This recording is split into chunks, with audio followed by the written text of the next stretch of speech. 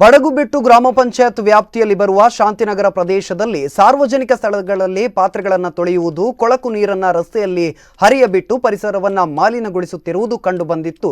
ಇಲ್ಲಿನ ಪರಿಸರದಲ್ಲಿ ಗಿಡಗುಂಟೆಗಳು ಬೆಳೆದು ರೋಗವಾಹಕ ಸೊಳ್ಳೆಗಳು ಉತ್ಪತ್ತಿಗೂ ಕಾರಣವಾಗಿತ್ತು.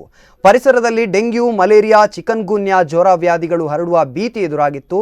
ಇಲ್ಲಿನ ಸಮಸ್ಯೆಗಳ ಕುರಿತು ಸಮಾಜ ಸೇವಕ ನಿತ್ಯಾನಂದ ಒಳಕಾಡು ಅವರು ಸಂಬಂಧಪಟ್ಟವರಿಗೆ ಮೌಖಿಕವಾಗಿ ದೂರನ್ನು ನೀಡಿದರು. ಮನವಿಗೆ ತಕ್ಷಣ ಸ್ಪಂದಿಸಿದ ಗ್ರಾಮದ ಪಂಚಾಯತ್ ಅಭಿವೃದ್ಧಿ ಅಧಿಕಾರಿ ವಾರ್ಡಿನ ಸದಸ್ಯ ನೋಯಲ್ ಅವರು ಪರಿಸರವನ್ನು ಉದ್ಭವವಾಗಿರುವಂತಹ ಸಮಸ್ಯೆಗಳನ್ನು ಬಗೆಹರಿಸಿ ಕರ್ತವ್ಯ ಪ್ರಜ್ಞೆಯನ್ನು ಮೆರೆದರು.